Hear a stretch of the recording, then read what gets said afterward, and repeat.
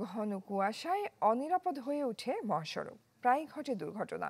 এ বিষয়ে আরো বিস্তারিত খবর জানাতে সিরাজগঞ্জ থেকে আমাদের সাথে সরাসরি যুক্ত হচ্ছেন সহকর্মী হীরক গুণ। হীরক, এই শীতে ঘন কুয়াশায় প্রায় আমরা মহাসড়কে বিভিন্ন দুর্ঘটনার খবর পাচ্ছি, তো সিরাজগঞ্জ থেকে আপনার কাছে কি খবর আছে? আসলে সিরাজগঞ্জে কিন্তু শীতের তীব্রতা বাড়ার সাথে সাথে ঘন কুয়াশাও কিন্তু পড়ছে। ঠিক সন্ধ্যার পর থেকে কুয়াশাটি শুরু হয় এবং ভোরে কিন্তু এই কুয়াশা আরও বেশি তীব্র হয়।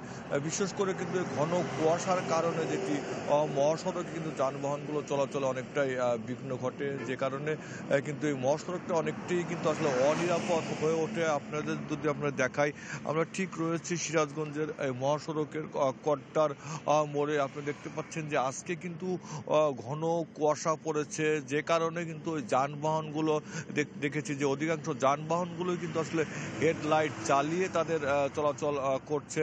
কারণ ঘন কুয়াশার কারণে কিন্তু যানবাহনগুলো যে তার স্বাভাবিক যে গতিতে চালানো হয় সেটি কিন্তু আসলে চালকরা পারছে না, এবং এই ঘন কুয়াশার কারণে কিন্তু প্রায় এই সড়কে দেখা যাচ্ছে যে ছোট বড় দুর্ঘটনা ঘটছে।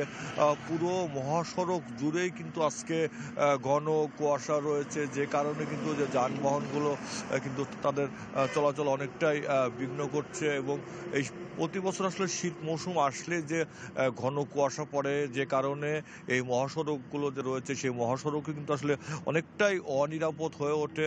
যদি আপনি দেখায়, আপনি দেখতে পারবেন যে এই যে ঘন কুয়াশার কারণে কিন্তু আসলে সামনের যে কিন্তু কিছু দেখা যাচ্ছে না, যে কারণে যারা চালক তারা কিন্তু দেখতে পাচ্ছেন যে প্রত্যেকটি যানবাহনে আমরা যেটি দেখেছি যে তারা হেডলাইট জ্বালিয়ে কিন্তু চলাচল করছে, যেটি সাধারণত দিনের বেলা এখন সকাল এই সময়ে কিন্তু অনেকটাই হেডলাইট জ্বালিয়ে চলাচল করছে, কারণ যে কোনো সময় কিন্তু আসলে একটি দুর্ঘটনা ঘটে যেতে পারে। এবং আমরা যেটি দেখেছি যে আজকে কিন্তু শীতের তীব্রতা সিরাজগঞ্জে অনেকটাই বেশি।